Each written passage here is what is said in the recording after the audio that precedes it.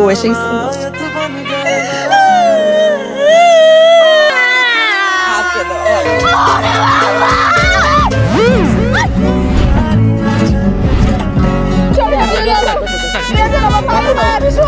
তাই কয়ে আমার দেখে একজন মানুষ ফিট খেয়ে যাবো? ভাই তোমরা চাইলে বাড়িতে রোগী লয়ে যেতে পারো, আমি আইছি বউ লইতে। এটা কেমন কথা বলতেছিস? এটাই কথা। তুই এটা কি করলি? গ্রামের মানুষ আসছে বউ দেখতে, এখন যদি বললি তুই বউ সারা আসছস, মান ইজ্জত কিছু থাকবো? একটা কাজ করো, কি?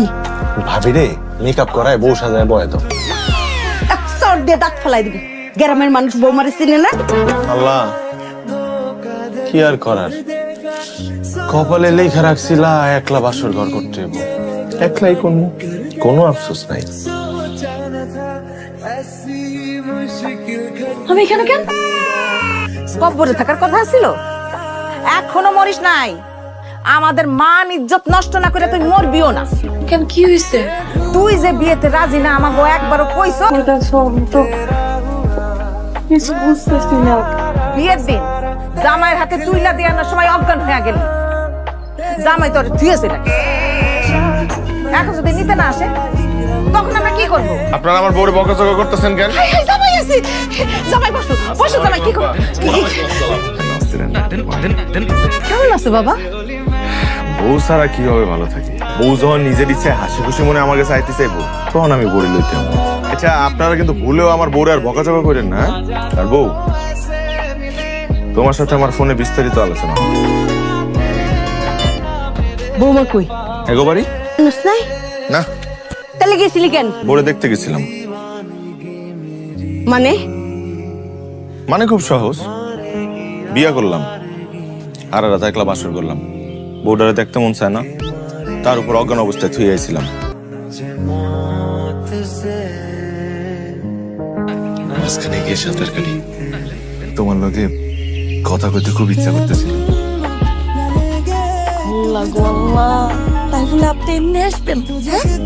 আমার কিন্তু এরকম ধরতে প্রেম করতে মজাই লাগতেছে।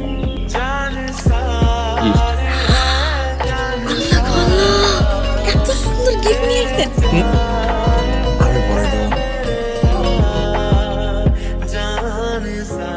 আমার বউটা কেমন আছে? ভালো নাই, একদম ভালো নাই। কে কে? আচ্ছা, বিয়ের পর জামাই ছাড়া বউ কি ভালো থাকতে পারে? এই তো কাম হইতেছে, দিন দিন আমার প্রতি তোমার ভালোবাসা বাড়তেছে। উফ, আলহামদুলিল্লাহ। কিন্তু আমার না, এখন কেমন জানি ভয় ভয় করতেছে। কি লেগে?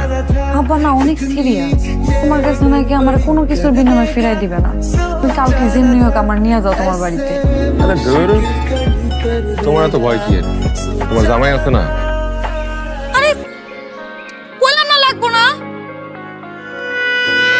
ভালো সুদি। আরে কইলাম না লাগবো না। এই তোর যা খেলাইতেছে, আমি যা মানাইবো না। আরে কইলাম না ঘর ভর্তি চুরি লাগবো না। আমা এই লেস ফিতালা 40 টাকার মোটার চুরি 10 টাকা দিতেছে। হ্যালো, অবশ্যই হেলমু। কাল তো আব্বাই বাসার মধ্যে উকিল আর কাজী খবর দিছে তালাক নোটিশ দেওয়ার জন্য। আমার তো অনেক ভয় লাগতেছে, তুমি আসো না, এসে আমাকে নিয়ে যাও না। ছেলে তো ঘরে নাই।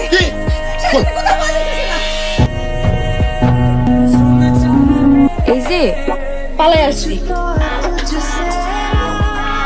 সত্যি তুমি? কিন্তু শোনা, আমি তো এইভাবে তোমারে রাখবো না, তোমারে আমি তোমার বাপের কাছে ফেরত দিয়ে আসবো। আপনাদের মেয়ে অন্য কোনো বাড়িতে যায় নাই, সে তার নিজের শ্বশুর বাড়িতে গেছে। আপনারা দুশ্চিন্তা করবেন এর লেগে আমরা সাথে করে নিয়ে আসি। চলো বউ।